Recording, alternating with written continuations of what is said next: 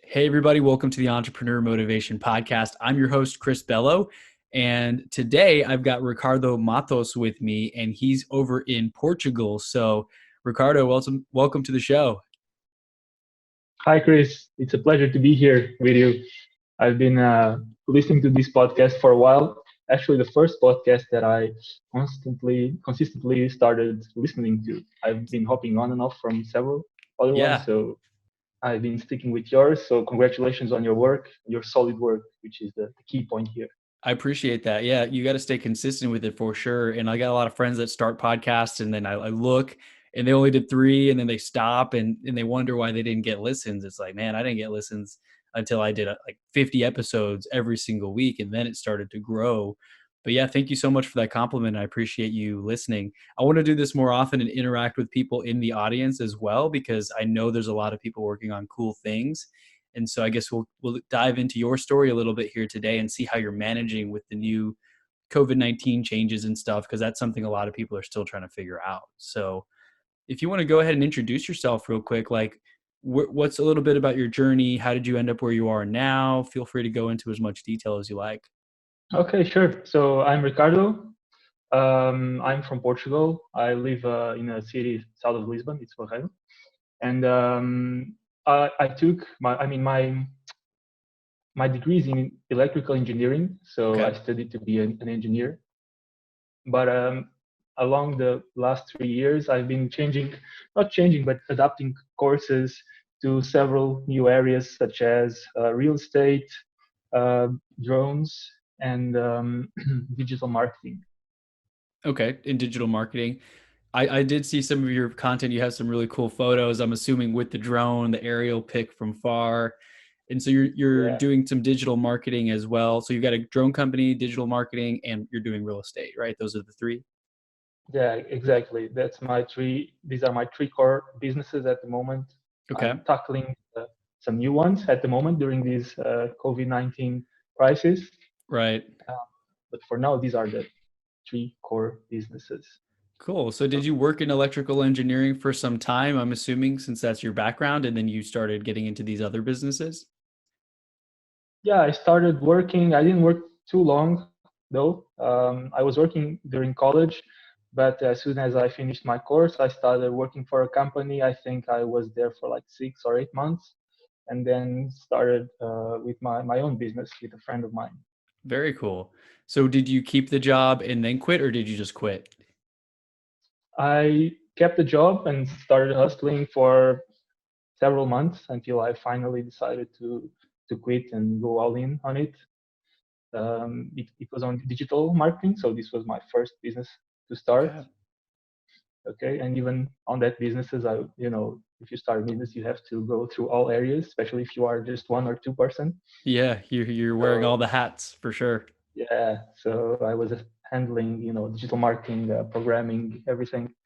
So it was quite a journey.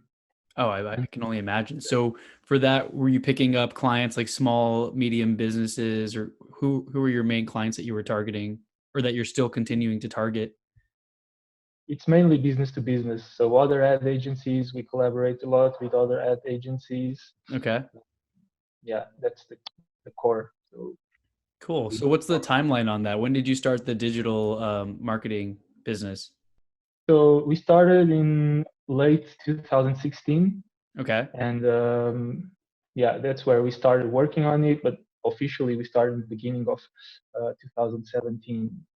cool. So you had the idea and you started working on a few things, but then 2017 was like the full out launch. Yeah, yeah, yeah. It was on early 2017 that it started officially. Let's say Yeah. incorporated, got employees, stuff like that. And is that kind of running? Are you still pretty involved in that, or is it kind of autopilot with the team that you have in place, or how is that looking right now? Yeah, that's a great point.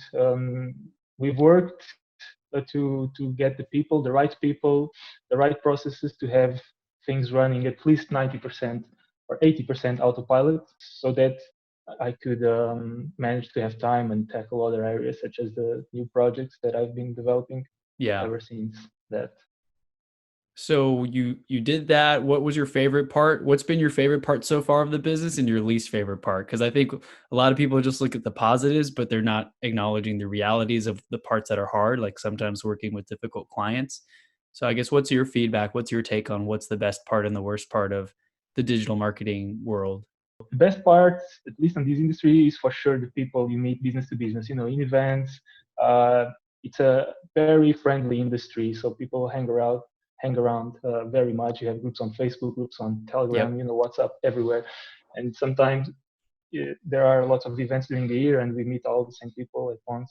It was very interesting, especially at the beginning, where you were working with several people from agencies from all around the world, and then you go to your first event and you actually got to see their faces. that's cool. Have you been to some? What are some of the big events you've been to? Have you been to like traffic and conversions and those kind of places? Not in the US, but there's one is called Affiliate World. I went to Yeah, India and Europe. you went to Asia? Awesome. I was looking at that. I actually went to the affiliate summit last year in Vegas. I think it was in Yeah, that's a January very of last famous year. one. Yeah, Yeah. and I was getting very interested in that just because of the podcast and stuff. I was figuring out, okay, I guess affiliate marketing makes sense for me to learn more about. But I did see the one that happens over in Asia. So how was that event? Where exactly was it? It takes place in Bangkok. Okay. The 3 days in Bangkok. It's yeah, I think it's the best event, at least that I've from the ones that I went to, one Oh, of I the best bet. from the industry. Yeah, I was looking at the photos and stuff, and it just looks so fun. And then I was just thinking, because it takes so long to get there from the US. I've been to Asia a few times, but it takes Mhm. like 2 full days of going to the airport, packing those bags, getting on 2 or 3 different flights, and then, layover in Singapore maybe. Yeah, So it does I think require a little more from time. Portugal, like 24 hours in the airplane, plus all the Really. commuting. That I mean, the commutes just get kind of crazy, and I'm okay with it because I've traveled enough now where I can carry a bag and it's got everything Mhm. I need. I've got food in case I'm hungry before they serve lunch or whatever on the plane, in a book. And I mean, it's been a while because obviously no one's traveling really that much right now unless they have to. But Yeah, unfortunately. yeah, unfortunately, I can't wait for things to go back to normal. But before all this happened, I mean, I guess once you travel enough, you know what to pack so that you're not like bored the whole time. And you've got a book with you, maybe a little laptop so you can get some work done. So Yeah, on the airplane you have plenty of let's say downtime. quarantine hours to work on, right? Yeah, definitely. Long flight. I mean, and I used to watch 3 movies in a row if it was a long flight, and that gets tiring after a while. Like maybe you watch 1 movie, but then you can read a book and then you can take a little nap and then you write something down and it helps the time pass faster.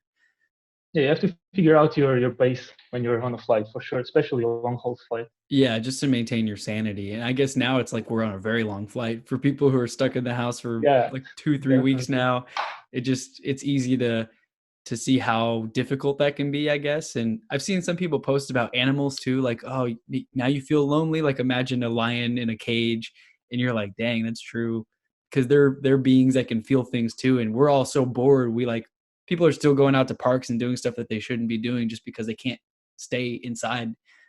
It's kind of crazy to see.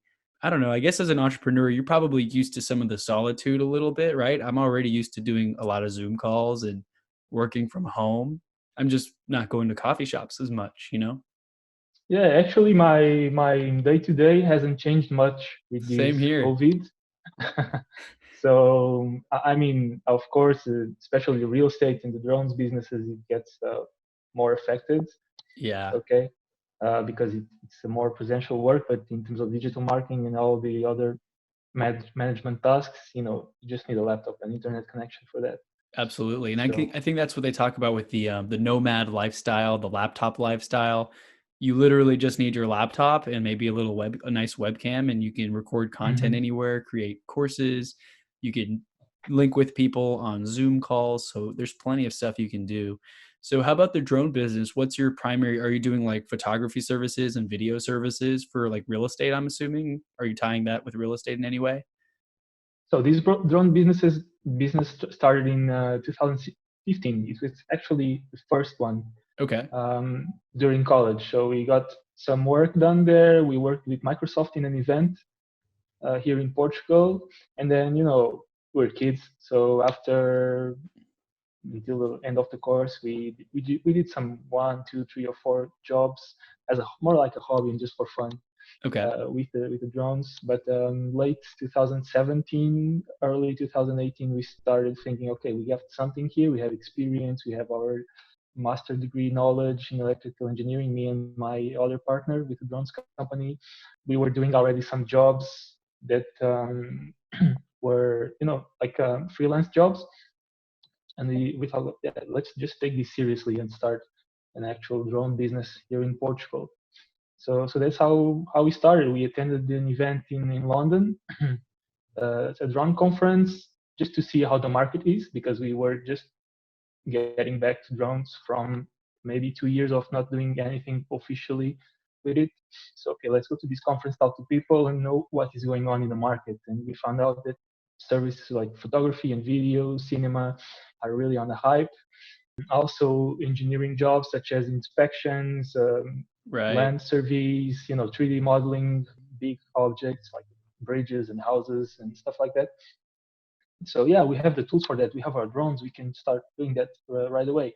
So that's what we did. We started doing events, filming, taking photos for weddings, festivals, until we now reach the point of tackling the engineering jobs, because you need some kind of background. You just can't go as a 1 month old company to a big Right. company, which usually they are, the energy companies, construction companies, where you have to make a proposal for them.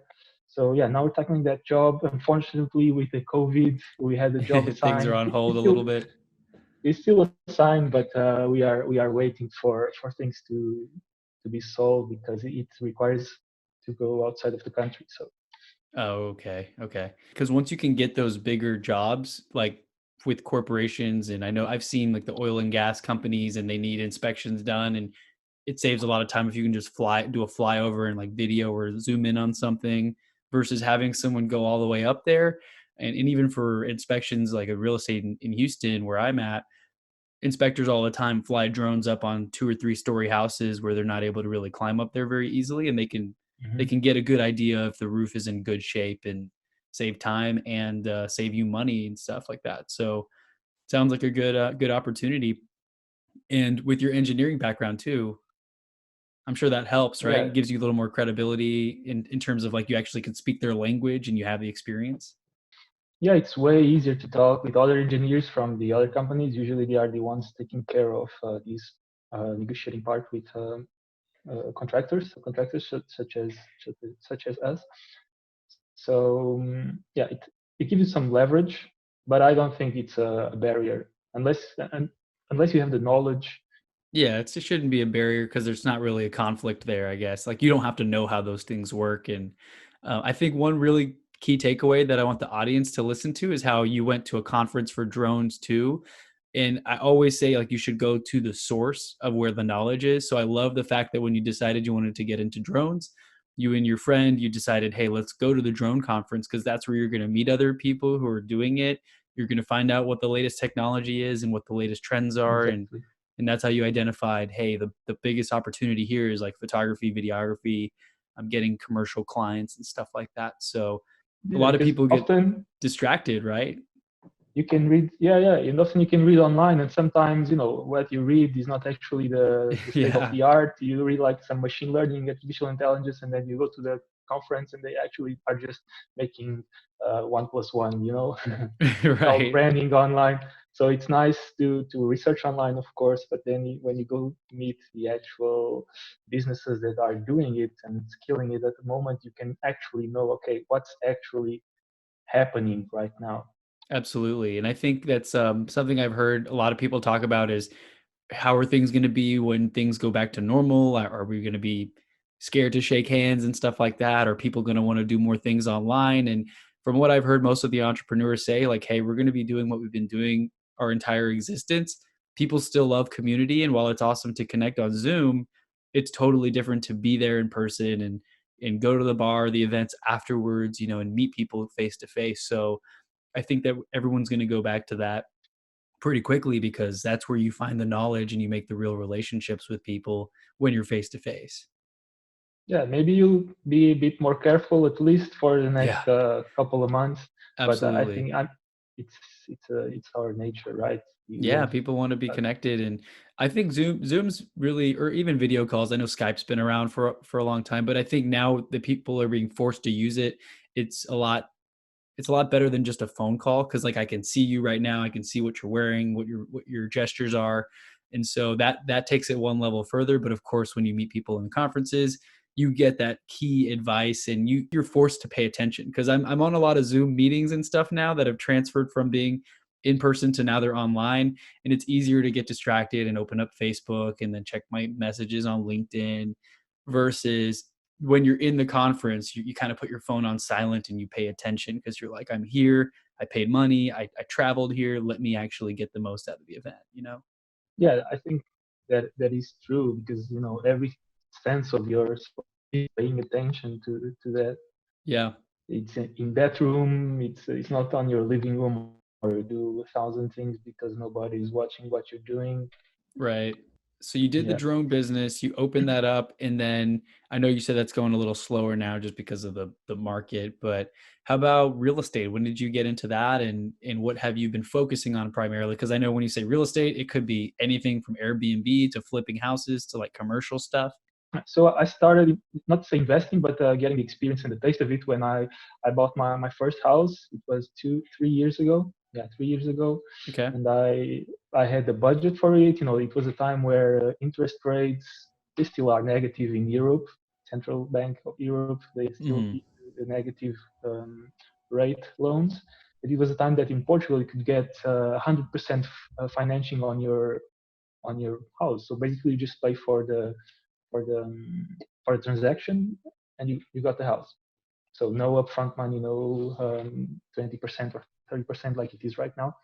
It was really easy to buy a house at the time. So why not take advantage of that? Plus the Yeah. fact that interest rates are negative, so money is super cheap. And I bought my first actually apartment that I'm in right now, and Okay. it was didn't look like this. It was a mess, but it was super cheap, and I managed to find the construction man to rehab this place, and I understood that yeah, I can do this. I'm not scared of what most people sometimes they are scared. You go on construction and something goes wrong, like it has happened to me in several new properties that I've acquired. But I have no fear of this. I try this in my literally my place. So what can go wrong from now? And with this knowledge, I started taking advantage of it and started, buying another house, reading more about it, finding out how it works specifically in Portugal, how to get the best deals, and getting all the knowledge that I could have specifically for Portugal, which is quite hard because it's a small market. So in terms of knowledge, there are like two or three people, maybe not even three, but one or two people that can that are posting online or writing content about this. Wow. So I mean, it could be if there's only one or two people posting about it, it could also be an opportunity depending on how established they are. Because there's a few entrepreneurs I follow who talk about there's opportunity. If there's people doing it, but there's not that many people, that could be untapped opportunity for someone who wants to go in and establish themselves as an expert. And I know we talked about that on Instagram Messenger too before we got on the call. Is that you don't really have this kind of data and detailed information like I have here. I posted a screenshot of the MLS over here where I can see day to day how many new houses came on the market, how many sold, how many people terminated the listing due to, I guess, the virus probably or wanting to wait things out. And so when you have that level of detail and data, it's easier to make those decisions and show people here's what's actually happening versus people panicking because people like to see data when they're worried, right? It makes them feel better. Mhm. So those things definitely help. But I guess those are challenges that you have to overcome because what kind of content do the people who are posting, what kind of content do they post? Like what new developments coming up and things like that? Or I mean, when I talk to the people, I'm talking about one or two persons. Actually, in my mind, that it only comes up one person that does that online. It's very formal content, okay? So it's very helpful, of course, yeah. but it's regarding fiscal matters, legal matters, everything that is important. But it's very technical, very specific. it goes from 8 to 80. Okay, so you can have really simple content where you can hear about how to get started with like €1,000, something like that, to really specific content like how to save on taxes on Annex D from the IRS. Wow. That's a lot of good information. Yeah, it's really helpful, especially in the context of Portugal, where I think most of people don't have much financial intelligence, at Yeah. least from certain generation and up. So it's really like a full path from 0 to 8, from 8 to 80. Like I said, it's really helpful. And I'm trying to tackle these. Like you said, it's 1 or 2 person doing this. I'm trying to enter the market. I've been posting some stuff on TikTok, which are really grabbing audience. Okay, so I'm really amazed for how fast it goes on TikTok Yeah. platform, where I thought it was only kids there, but no, there are lots of grown-ups like us using a platform and getting useful information from there. So yeah, I probably will start some YouTube channel showing at least what I have and what I know, and yeah, that's my plan for this quarantine as well. Perfect. So you're going to start creating some content around it for real estate over there in Portugal? Yeah, I've been filming a lot of stuff for the last couple, not couple, like for the last year, but I haven't done anything to the footage. So I just have it sitting there on the hard drive. And the beauty too with that is that like I'm learning this. I always felt for a long time that I have to record it and put it out today because otherwise, if it's been 1 week, I can't really put it out because now it's already a week old. But that's not really true. I listen to a lot of entrepreneurs that talk about batching your content. Just record 4 hours in like a week of content, and then you can split it out for the next 3 or 4 months. So even the year of footage that you have, you could go back and edit it, and sometimes it's kind of cool to see, and sometimes it's like, oh, I don't want to watch this, I already know what happened, right? You're like, oh, I have a one Yeah, hour of footage that I have to watch and edit, but at least you can go back and paint the story and say, hey, you can even talk over it. Maybe I'm just thinking of ideas and say like, in this part of the video I have bought the house and this is what it looked like, or the apartment, and I've been scheduling content out, and even all my friends are like, dude, you post so much, like how do you have the time? And I'm like, well, I schedule it so it posts 3 or 4 times during the week. So I'm not making a video every day. I'm just hmm making it all at one time. And then I schedule, 20-minute video here, 10-minute video there. And that's how you can make the most of your time. Cause I know you're already juggling 3 businesses. you have to batch everything, otherwise it Yeah. gets really inefficient, Yeah, right? definitely. So what does your schedule look like now? How do you balance 3 different businesses? Like do you switch back and forth sometimes just depending on what's more important, or do you have a schedule and you say like Mondays is this day, Tuesdays I work on something else? So yeah, there's particular theories in both 3 businesses.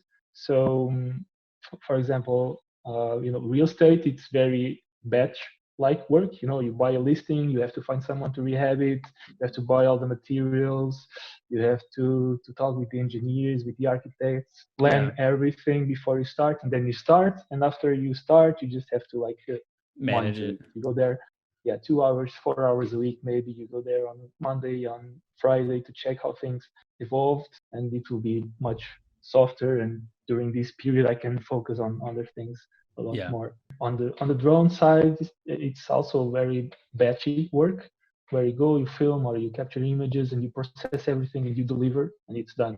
Maybe you have to tweak some things after, but it's very focused in time. Yeah. So that's more like project based too, right? Your drones are like project based. You have a project, you take the footage, and then you can edit it by a certain deadline.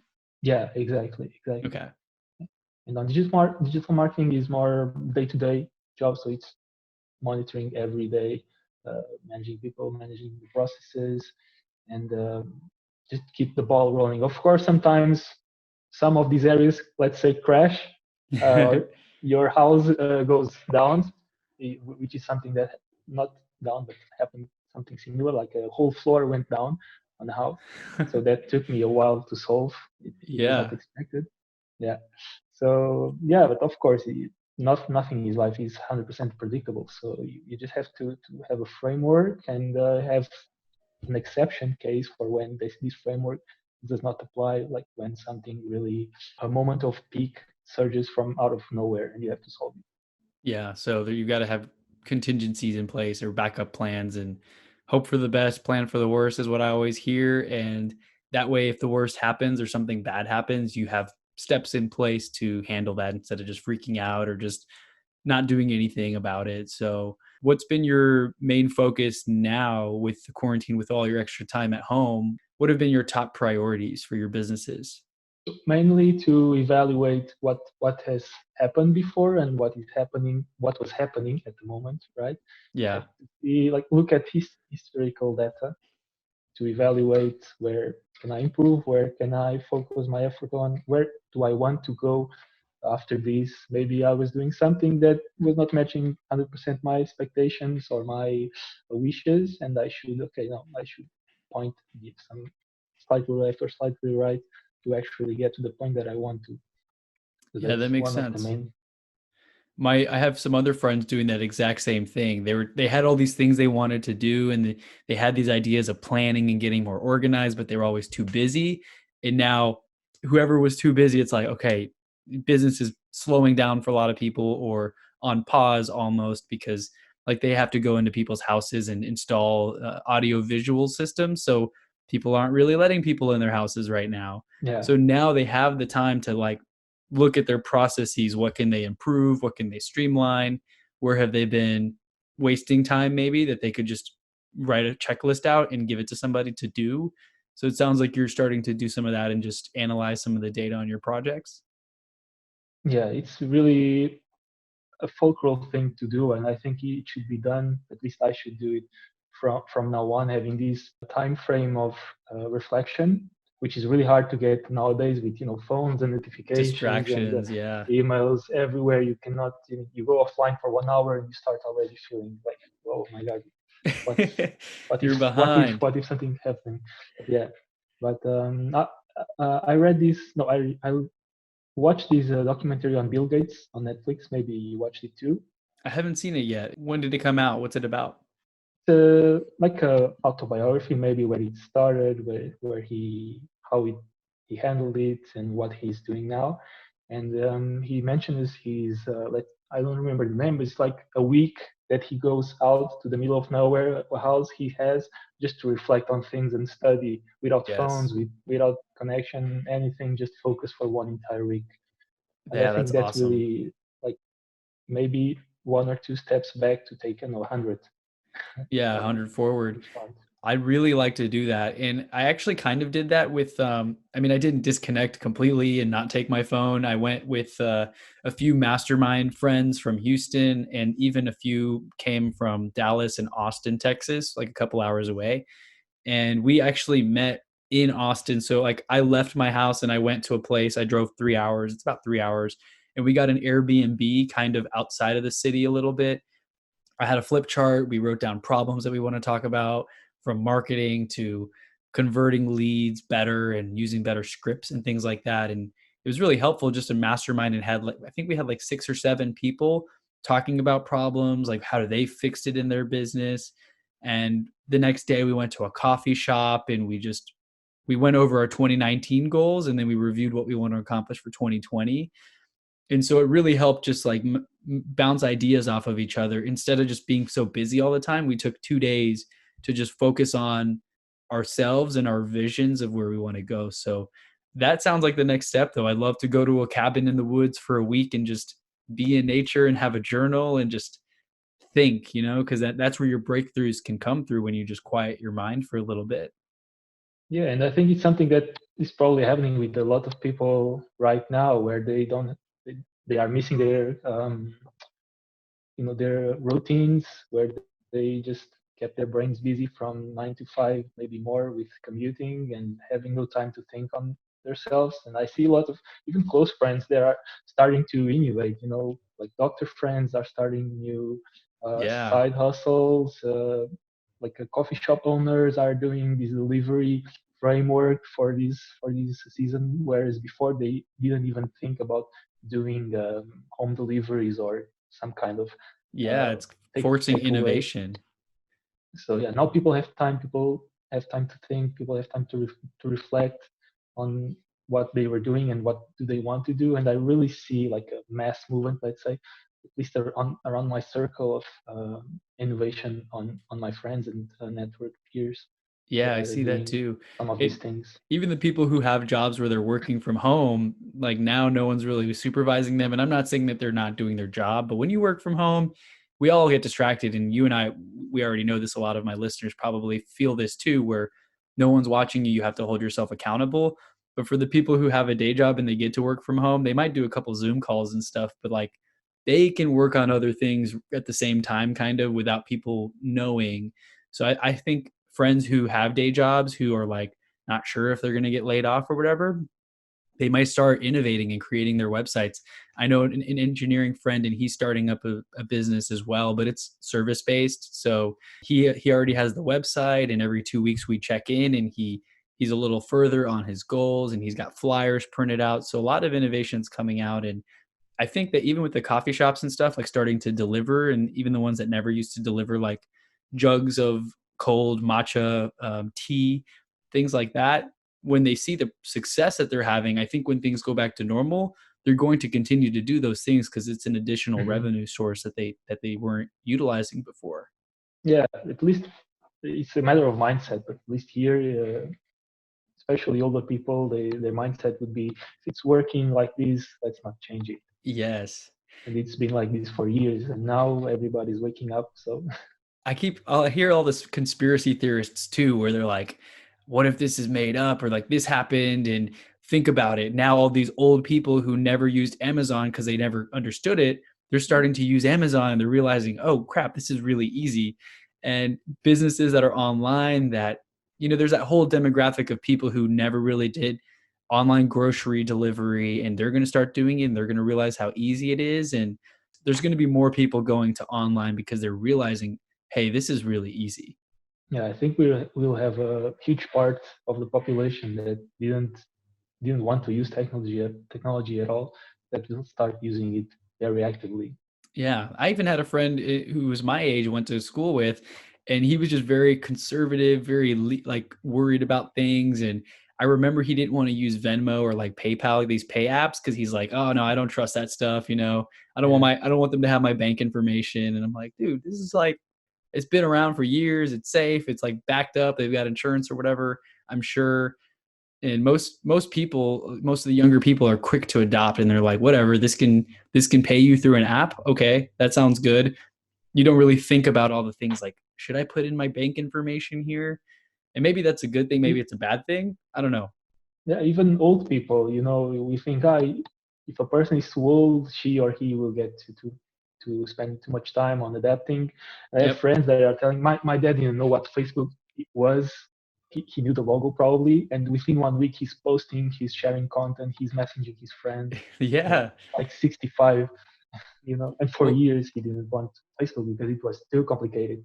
Yeah. yeah, yeah, and even the people who, it's like we're always connected. I think back to the days when you hear people had to write letters to each other, and like there was some excitement, I guess, there because you're like, okay, I wrote them a letter. It takes 3 days to get to them, or 2 days, and then they have to write a letter back or give you a call.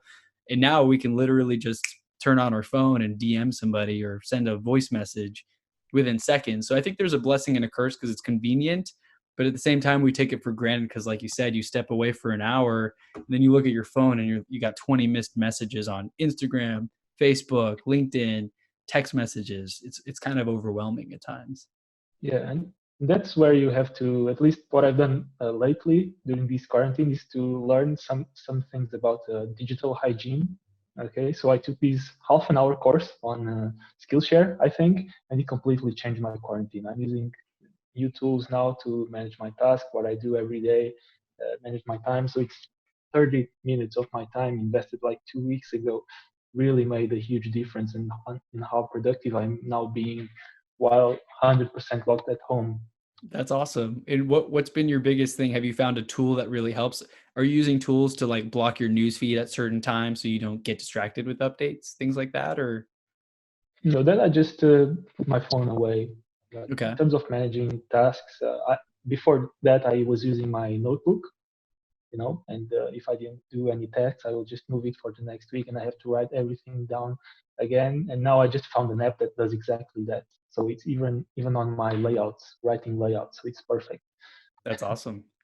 Yeah, for me, I posted on my story the other day and someone was asking because I read 40 pages and I meditated for 25 minutes and I track a lot of things. So like I actually knew how many pages I read. And a friend replied back on my story, like, do you set that in your schedule or how? Because I'm finding that I'm not being that productive. And I showed him my schedule. I was like, yeah, here's a screenshot of my daily schedule. It's the same every day where I wake up, I do my routine in the morning, I've got exercise, I have a call every morning right now with the quarantine with the coach that I have. And I even have time in there for lunch, 12 to 1 p.m. I take a lunch break. I step away from my work, I make some food, I take the dog out, I just take some time to relax. And I even have in Yeah, my calendar to meditate and read in the afternoon because if you don't put it in your calendar, it's not going to happen.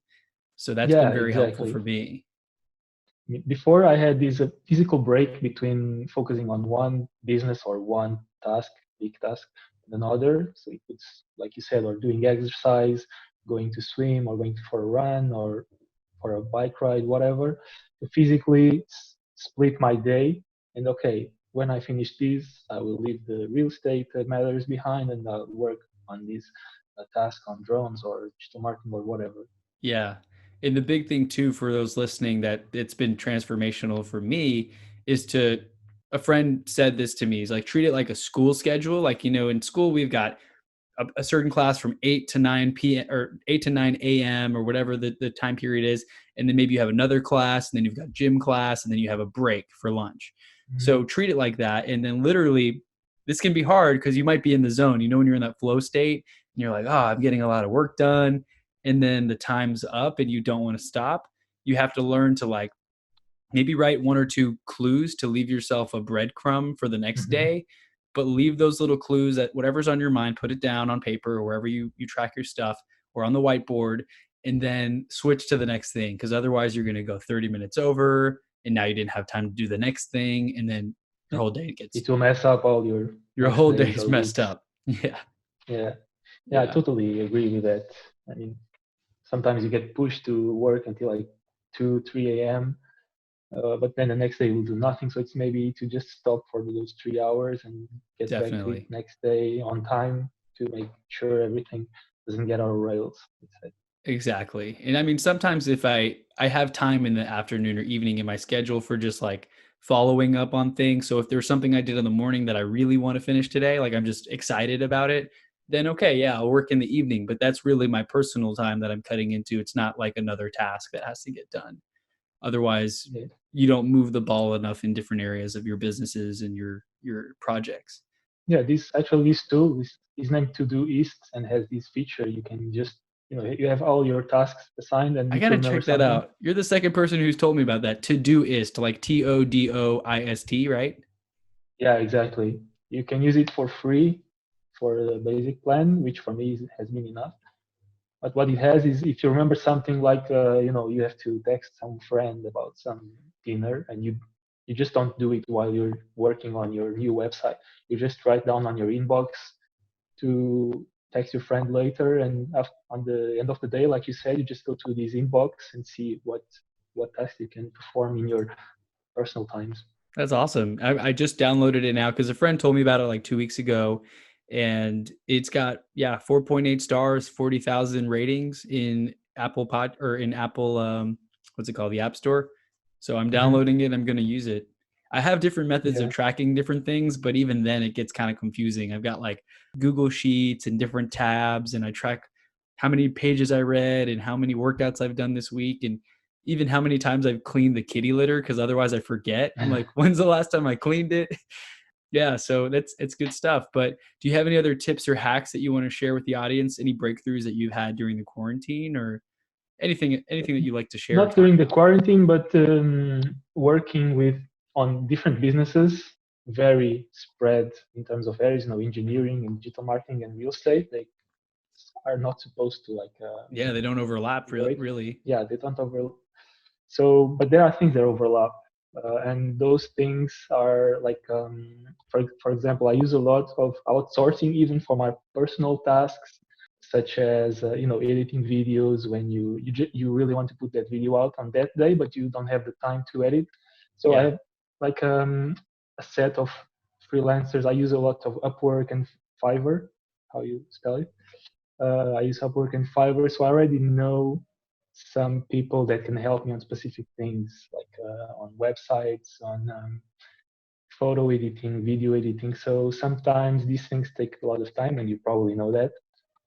And if I feel that I don't have the time or it will disrupt my day, I don't mind spending a few dollars to have someone doing that for me to still accomplish that goal on that day, even if it will take me, even if I have to pay for it. Yeah. I think that's one of the hardest hurdles for people to overcome is letting go of the reins. Cause especially when you're first starting off, you're like, ah, I got to do everything myself to make sure it's done right. And so they want to do this and they want to edit the videos and they want to like post it on social media and it can clear up so much time. And finally learning to accept the value of like, I should just pay 10 or 20, I don't know, I'm going to use dollars, US dollars to outsource this thing that would take me 2 or 3 hours to do. And I think the way to Exactly. justify it for those listening, if you make more per hour than it costs to have someone else do that per hour, that's how you know you should just pay someone else because you can focus on your revenue producing activity, like on your business.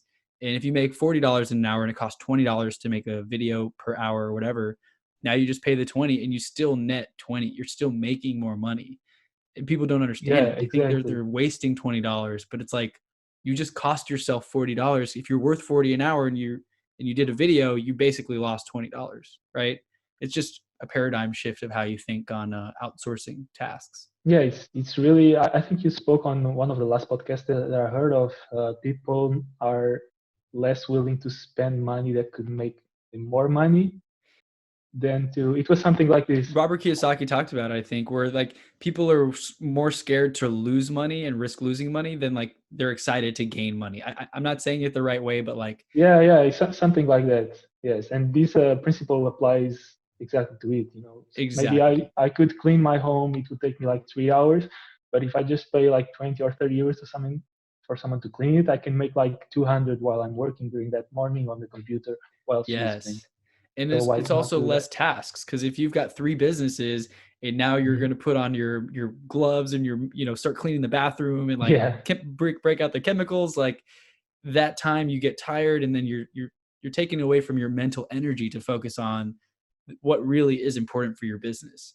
exactly, and that extrapolates for everything else. You know, Yeah. it's actually this. I read a lot about this mindset, which is not very common in Portugal, where you spend, you know, you go to a lawyer and you have to spend $500. Yeah. It's something crazy, like, oh, it's too expensive. But if that lawyer can help you reduce this or this aspect of your business in terms of taxes or whatever, maybe you can say like 2,000, 5,000, 10,000 by the end of the year, which has happened to me. Exactly. It's something that you have to do even like when you're selling your value. You've got to sell like, hey, sure, I'm more expensive than the other person, but I'm gonna what happens if the cheap person doesn't do it right? If you go cheap, you pay twice or whatever the saying is. So you may think someone may think they're saving money by going with the cheaper person, but if they have to pay another cheaper person to do it again because it was done wrong, it ends up being, double the cost. So that's when I always try to sell the value, especially for real estate. If I'm representing someone and they're trying to haggle down, I'm like, hey, do you Mhm. want a discount in your in the value that you receive? And they're like, no, I want you to be fully present for the whole deal. I'm like, well, then I can't discount my commission, because Yeah, you want exactly. half the service, I'll do half the price, but you're not going to hear from me and I won't answer my phone. Yeah, but it's a matter also of the clients to acknowledge that that value Exactly. intrinsic to things. Yeah. So, and that's something that you work along the years, right? The first freelancer that I worked with, some of them were good, some of them they were not. So you have to find another one until after some trial and errors with smaller tasks, you can, okay, I can rely on this guy to make these kind of tasks. I can rely on this one to make these kind of tasks. But you know, everything takes time, right? Definitely. And for those listening too, when you're looking for freelancers and stuff, it took me a while to find some good ones. I got some recommendations from some friends, and you got to go through a few. And sometimes we got to accept responsibility. If we don't do a good job of telling them what we want, they're not going to do a good job because they don't know what we're asking for. We're not detailed enough. Same thing with real estate. if you thought that they were going to paint the wall white and they painted it blue, but you didn't tell them what to do, then we can't really be that mad because we didn't give them the scope of work. So it may take a Yeah, few you also have times. to take responsibility of that. And Yeah, with a background in engineering, I really like to make every bullet point and the that's processes perfect. all written down for the people to follow exactly my step my steps that I've designed to giving It's them, of funny. course.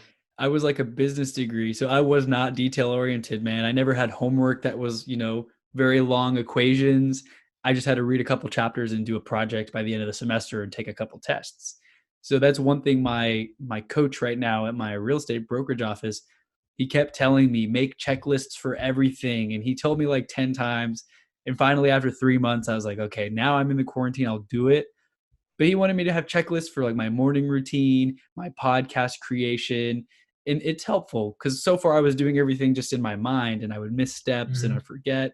So now I'm becoming more like that, detail oriented, and doing every bullet point of, okay, creating a podcast, batch my content, pick the time of day, schedule the interview, you Yeah, know. it will help you, these automated tasks that you Yes. cannot automate. You can just robotize yourself to make a podcast. So if you just follow a recipe, yeah, The recipe, that's perfect. You can bake the same cake every time instead of like, it tasted different last time. This time it tastes a little weird. yeah, exactly. The cake example is perfect. And that's I something love I that. do actually when I tackle new business opportunities to have a framework to start. Okay, what do I have to do? Okay, WordPress here, WordPress website here. Where should I get my accountant here? What email should I send to my accountant? What email should I send? Every aspect that involves starting a business, at least digitally. I'm speaking about things that start digitally. I Mhm. have a batch that I just run, quote, run, when I'm trying to start something new, just to test, just to get an MVP. So I go through these lists to create the website, speak with 50 clients or potential clients, speak with 10 potential testers, speak with all these, follow these steps to at least have something out to test, and after that, take that last step as a beginning for actually growing the business.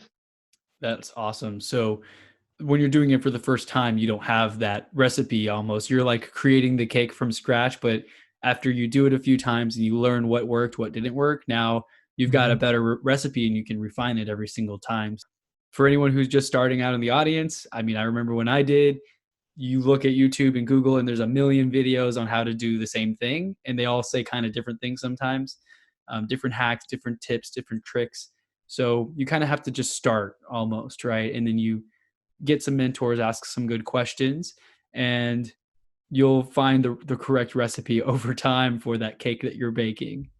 Yeah, every cake, let's know, take this example, every cake is different, and you have to find maybe my reference points on YouTube and online courses and online mentors. Maybe my reference points won't match your goals. Maybe you need this different guy that you should listen to. Maybe some people like, for example, Gary Vee. They like to hear and take some value from it. Some people might just hear him and oh, this guy's too aggressive. I don't feel like taking any Exactly. of his advice. Something like that.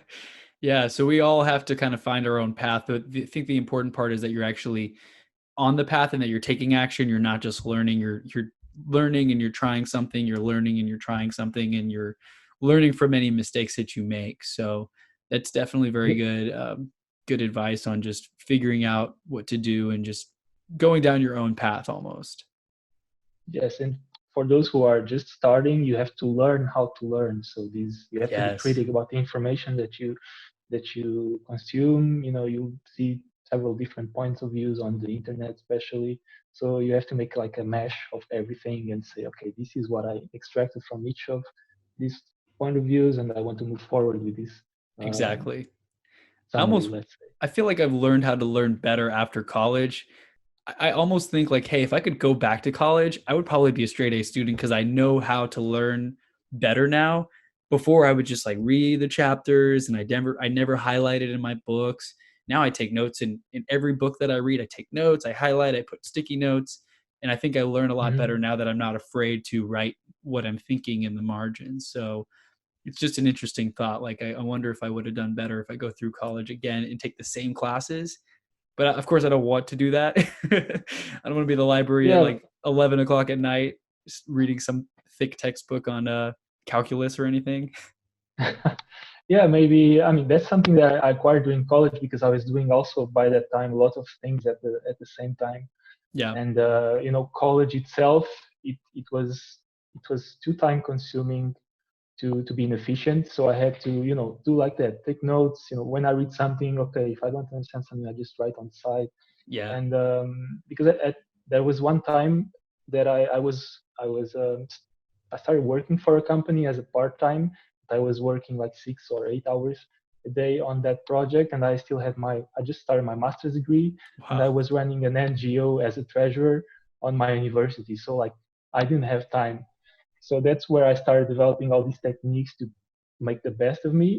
And actually, during that time, I wrote notes to myself because I realized I'm really pushing myself hard for this time. And I wrote myself what I was doing, what I like my reality at that time. And nowadays, I still go back on it when I feel like I'm not being productive and read how I was when I was at the time that I consider it was one of my most demanding times.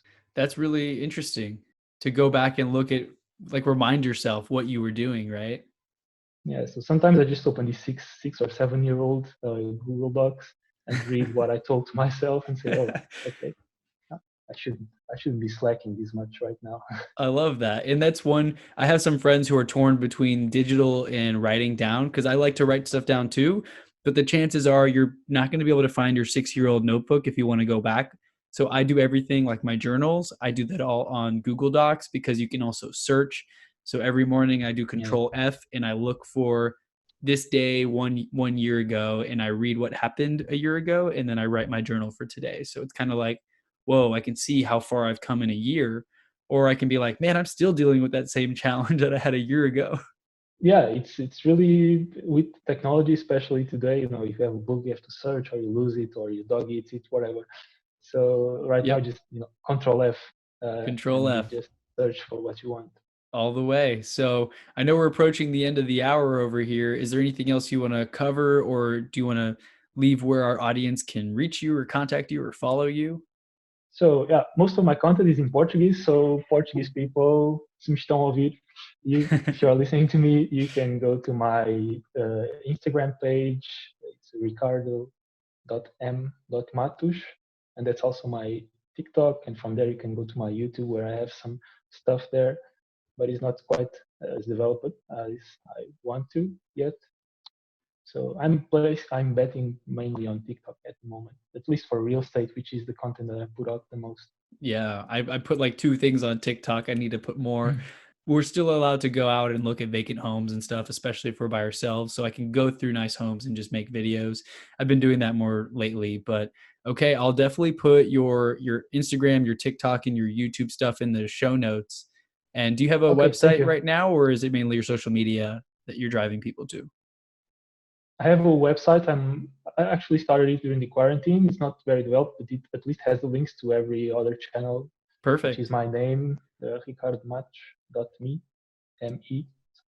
So .me. Sounds good. yeah, And if you want to send me over, you can also send it over in Instagram so I make sure I don't miss anything. But I'll edit the episode and we can plan for it to go live on Monday the 20th if that's cool. yeah, sure, no problem at Awesome. all. Take your time. Well, hey man, I really appreciated you jumping on the call, Ricardo, and we talked about some good stuff, managing multiple tasks at once, multiple businesses, hacks that you've discovered over the quarantine and even before, going back 6 years in Google Docs to see what you were thinking of Yeah, when you were super busy. And I really appreciated you reaching out and this time that we had over here talking about business and quarantine and life. yeah. Thank you for this opportunity. I'm really glad to make part of your project, and I hope you from now you just keep growing as you've been growing for the last years. Yeah, thank you so much, man. And we'll be in touch, okay? We'll have to do this again soon. Okay, take care, Chris. Cool. Take care. Thank you. See ya.